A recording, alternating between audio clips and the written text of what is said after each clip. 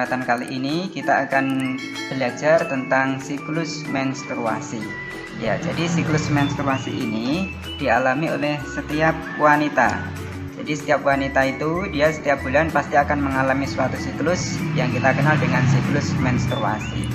Nah, apa sih itu menstruasi? Ya, mungkin ada di antara kalian yang sudah mengalami menstruasi, ada juga mungkin yang belum mengalami menstruasi.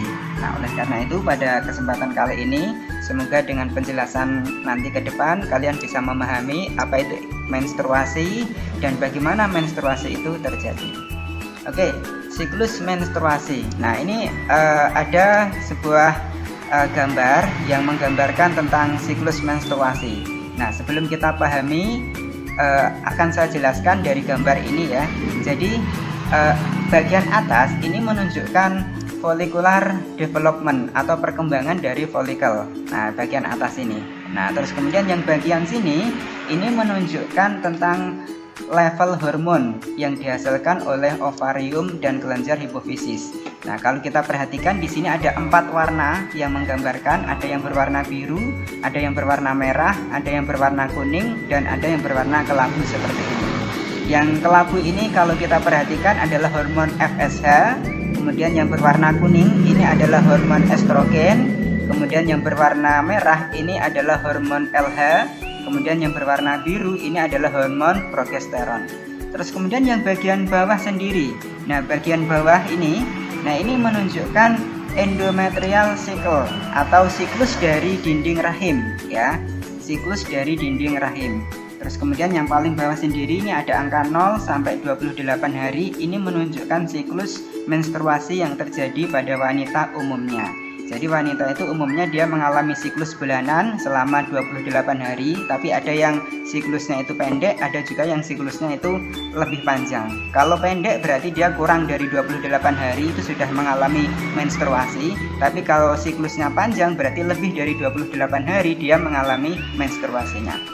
Nah, oke, bagaimana kita membaca dari gambar ini? Jadi siklus menstruasi itu kita bagi menjadi 3 fase ya, menjadi 3 fase.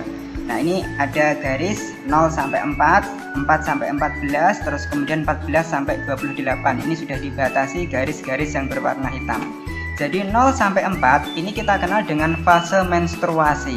Apa itu menstruasi? Nah, fase ini ya, fase yang pertama ini ditandai dengan turunnya hormon estrogen dan progesteron. Jadi hormon progesteron dan estrogen itu dia mengalami penurunan, mengakibatkan dinding rahim ini dia mengalami pecah. Nah, dinding rahim pecah, kemudian keluarlah darah ya dari alat kemaluan wanita ya, yang kita kenal dengan darah menstruasi. Nah, itu terjadi karena hormon estrogen dan hormon progesteron itu mengalami penurunan ya, kadarnya mengalami penurunan. Nah, di satu sisi pada saat yang bersamaan itu terjadi peningkatan hormon FSH. Hormon FSH atau follicle stimulating hormone. Nah, dengan adanya peningkatan hormon FSH ini ternyata, nah ini kalau kita perhatikan ada follicle di sekitar sel telur ini mulai tumbuh ya. Nah, ini tumbuhnya follicle di sekitar sel telur ini karena adanya peningkatan kadar dari hormon FSH. Fase berikutnya adalah fase praovulasi sampai terjadi peristiwa ovulasi. Pada fase ini bisa kita amati sel telur, follicle di sekitar sel telur mengalami penebalan yang sangat pesat. Nah, menebalnya follicle di sekitar sel telur ini akan memicu ovarium untuk menghasilkan hormon estrogen. Karena hormon estrogen dikeluarkan oleh ovarium akan mengakibatkan dinding endometrium akan semakin menebal. Nah, selain itu juga dengan ovarium mengeluarkan hormon estrogen akan memicu kelenjar hipofisis untuk mengeluarkan hormon LH ya. Nah, hormon LH inilah yang bertanggung jawab terhadap peristiwa ovulasi. Dengan adanya hormon LH, maka sel telur akan keluar dari ovarium menuju ke tuba Fallopi.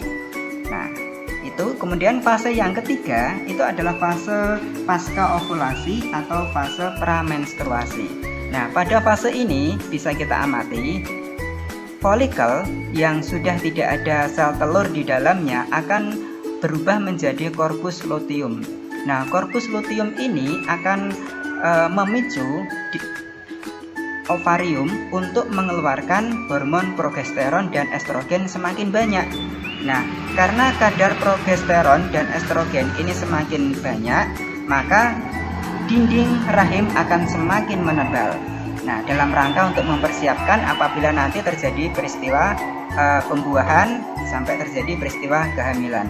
Nah, berikutnya apabila nanti sampai pada akhirnya tidak terjadi fertilisasi, maka kadar dari progesteron dan estrogen ini akan mengalami penurunan yang sangat drastis.